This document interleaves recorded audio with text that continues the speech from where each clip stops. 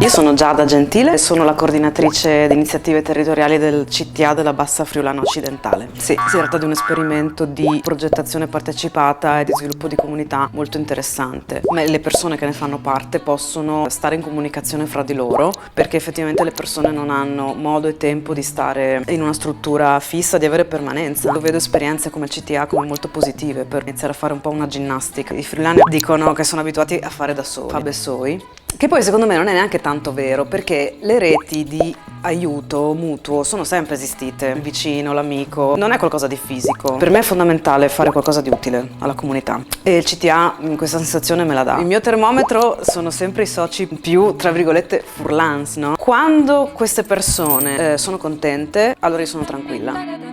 Penso che sia un investimento futuro, fondamentalmente.